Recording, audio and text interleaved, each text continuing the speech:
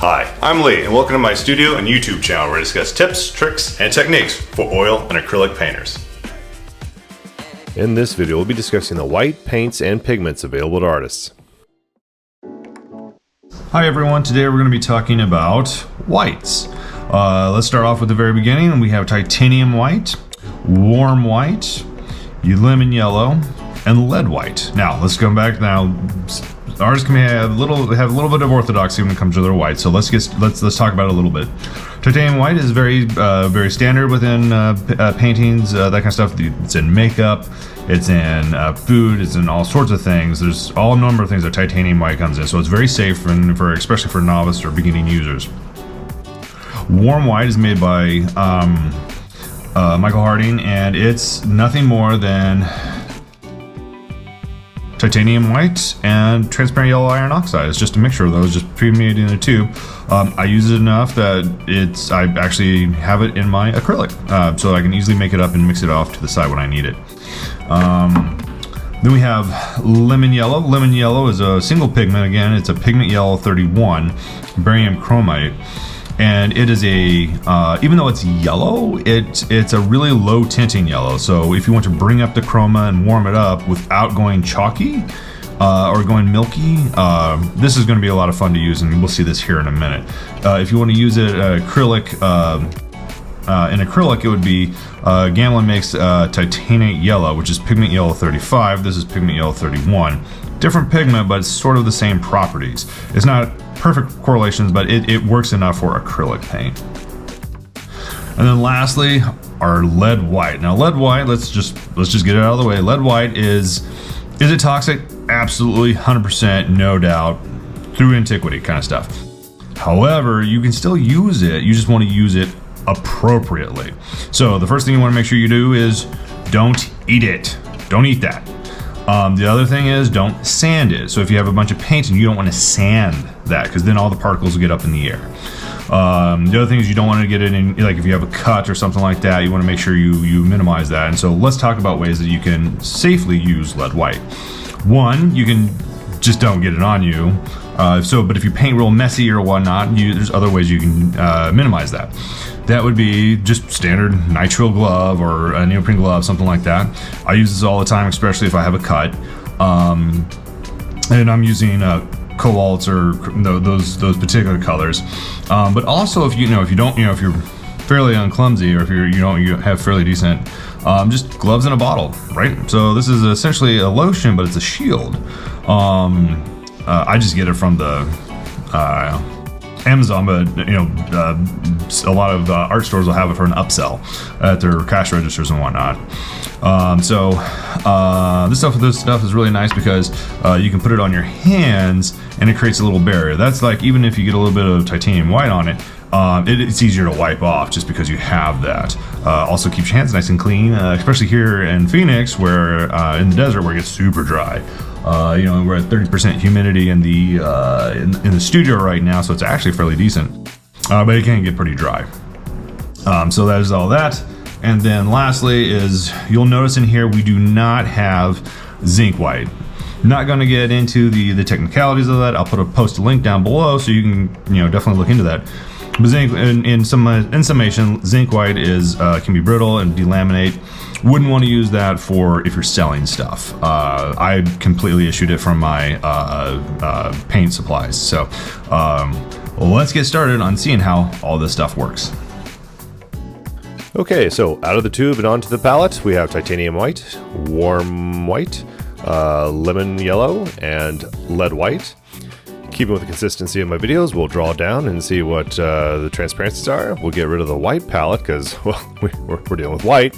And then we'll move over to see how each one of these compares with a light, a mid, and a dark valued color. And we'll get to see the tints. Because I practice what I preach, I've got my gloves in a bottle. I've applied them to my hands so they're all nice and dry. And let's get started. Okay, I removed our white palette. We're now just working on the gray. This is titanium white.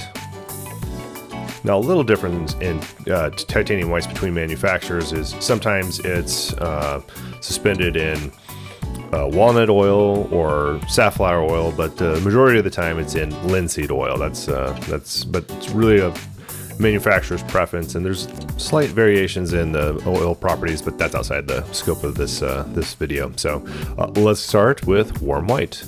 Again, warm white is titanium white that just has a little bit of yellow in it, pigment yellow 42. Michael Harding created this tube to help substitute for lead white, because lead white is not entirely easy to get in European, in the EU or some countries. Now it's still very opaque. It's still a titanium white. This one's just you kind of use it like a split primary, I guess, like you would with your yellows, reds, and blues. So you could have like a cool and a warm white. That's actually what I use it for. Okay, that's warm white. So let's move on to lemon yellow. Now this is definitely yellow. This is not a white, but it is a low chroma, high value white. You wouldn't want to use like any of the cadmiums. Cadmiums are just so potent.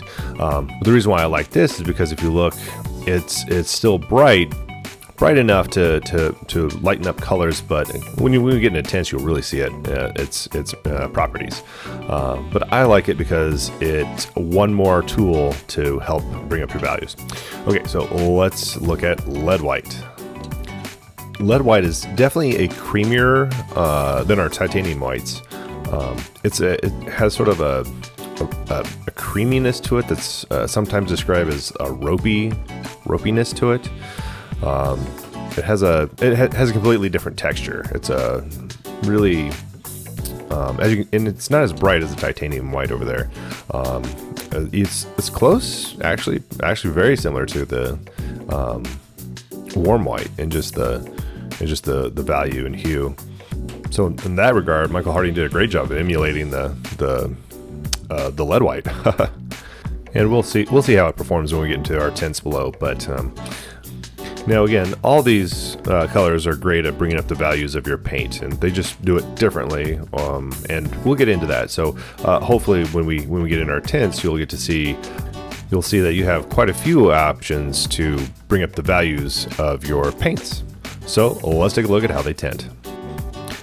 Okay, so let's see how the main property of white, let's see how they tint. Starting with yellow, and in the interest of brevity, we'll move forward a little bit faster through this.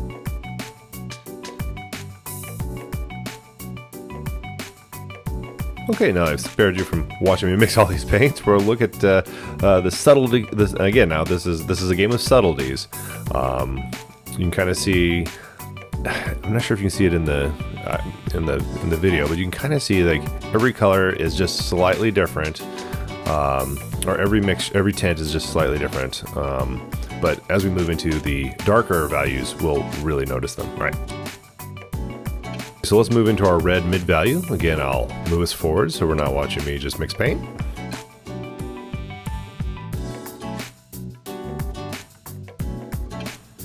Okay, now that we're on our last pile, we can see we're getting somewhere with our mid values. You can see that the titanium whites definitely have a more pastel look to them. Moving into a pink, whereas the lemon yellow and the lead white definitely still have a red quality to them. Of course, you can always just use a little less of the titanium so it's not quite so intense, but I want to make sure we had equal parts here for this demonstration. Okay, so let's set this guy here so we don't accidentally pollute our blues with our warm colors. And let's see what happens with our darkest value of these blues. Let's see how our tints look. Starting with titanium white, and again, I'll fast forward a little bit.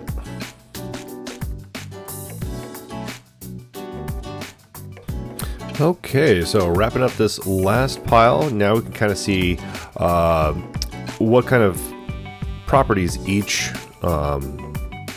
tube will have. So like if you want to keep the value high and the chroma high, you can use either one of these two. However, if you want to go more pastel, titanium white is perfect for that. So there's not any one or better than the others. These are just more tools for the artist. So that pretty much wraps up our white family. I hope you found this useful, and I'll see you in the next video.